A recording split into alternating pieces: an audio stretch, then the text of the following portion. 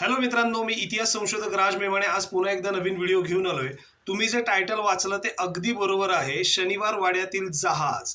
इसवी सन 1783 साली सवाई माधवराव पेशवे यांनी विजयदुर्गच्या आरमाराकडे तिथल्या सुभ्याकडे आज्ञा केली आणि दोन तिरकती पाल म्हणजेच 3 काठ्या असलेली लढाऊ जहाज यांची प्रतिकृती बनवून पाठवण्यास सांगितलं। ही प्रतिकृती त्यांना शनिवार वाड्यामध्ये ठेवण्यासाठी हवी होती। तर या दोन जहाजं किंवा ही दोन जहाजं तिथे बनवली गेली। त्यासाठी बट ऑब्व्हियस लाकूड तर वापरलं गेलंच, पण अजून काही वस्तू वापरल्या गेल्या त्या फार इंटरेस्टिंग आहेत। जहाजावर मागच्या बाजूला ढबुशा म्हणजेच मागच्या बाजूला असलेली जी खोली असते, बंदिस्त खोली किंवा छप्पर असलेली खोली, ती हस्तिदंताची वापरली गेली। हत्तीच्या दातापासून जो हस्तिदंत बनवतो म्हणजे हस्तिदंताच्या वस्तू बनवतात त्याची ती वापरली गेली।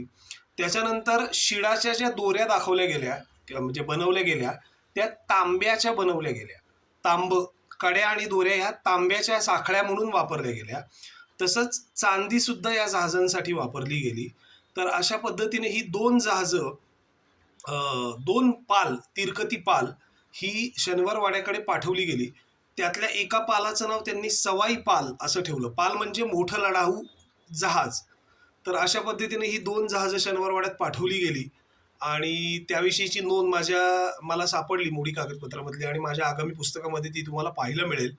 सो हा व्हिडिओ कसा वाटला मला कमेंट बॉक्समध्ये कळवा आणि माझं चॅनल सबस्क्राईब करा। Thank you so much. पुन्हा एकदा भेटूयात नवीन व्हिडिओ सकट। धन्यवाद।